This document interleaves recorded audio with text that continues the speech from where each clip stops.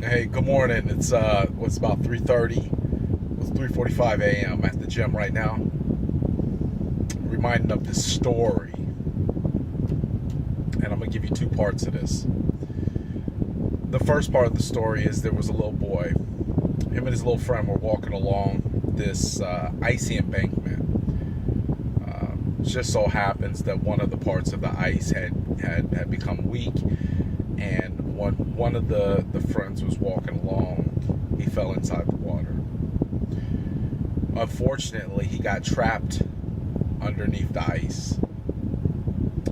Now they're kind of in the middle of nowhere, and they're fairly small children. And the one friend that's still above the ice has to figure out a way to free his buddy. He's punching on the ice with all his might, but it's too big, it's too thick. His friend has moved away from the hole that he originally fell under and is now underneath just a big sheet of ice. As he's scrambling to try to figure out how to save his buddy, he says he can look at his friend's eyes and tell that he's losing hope and he's scared. He's drowning in cold water. The little boy above ice looks around, and finally he sees this tree branch. And the tree branch had to be bigger than the little boy. He rushes over to it, he picks this tree branch up, and he beats on the ice with all his might. He beats on it. He cracked it, and he kept beating on it. And he finally cracked it and got his friend free from the ice. Now the second part is people will treat you like stocks, kind of like stocks in the stock market. When they see that the stock is no longer rising anymore, they usually sell. And if they see that the stock is falling, then it's an indicator that there may be no value inside of it, and they sell. I said all that to say that when I had initially came home from prison and I couldn't rent an apartment, the person that I was seeing at the time, I did not want them renting one for me. Just given the fact that we were moving in different directions, I didn't think that was going to be the best way to kind of handle separation, is by being held together by a piece of community property. At the time, they asked the little boy, and there happened to be an old man standing there, and they asked the old man, because none of the firefighters, nobody there could understand how this little boy cracked through that much thick ice. And when they asked the old man, who had been standing off in the distance, how he did it, he said because there was nobody there to tell him he could not do it. At the time, when I went to go buy my first home, I was estranged from my dad.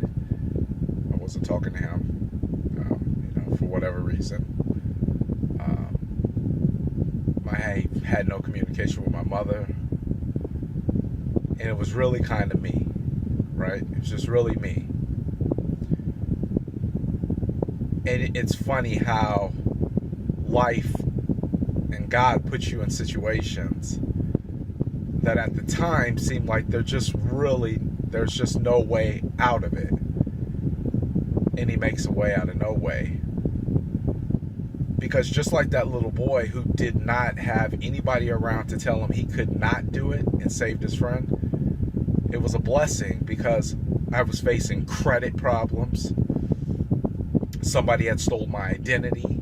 So I was submitting police reports. I think I still have that stuff sitting on my counter. I think my wife even asked me about it. What is this? I have a whole packet. I was submitting police reports. I was having to write claims and file different things because people were using my credit while I was away. And I had to fight through it. And I had nowhere to stay. And I had to fight through that. And I had to fight. And I had to keep fighting. I ended up staying in a weekly with all my stuff that I had packed in there. And I had to keep fighting. And the thing is, when people see that there's potentially no value in you at this moment, expect that they're gonna withdraw. Because they withdrew from me. They backed up. They said he's done. He can't do it. He's not the one. And that's really not, I'm not holding anybody responsible. It's nobody's fault. Nobody's to blame. That's a natural reaction. Just like a stock in the stock market. If it's no longer going up, they see no value. Sell it. Trade it. If it's going down, sell it. Trade it. There's no value. But that's just people's perception. Because me being alone allowed me to only hear the voice that was in here. That's the same one that has me up right now saying, go. Go. So sometimes being alone, and I know that from years of being alone, in isolation, solitary confinement, no sunlight. You don't know nothing until you done went some years without seeing the sun. Years. You don't know nothing until you go without human contact. Nothing.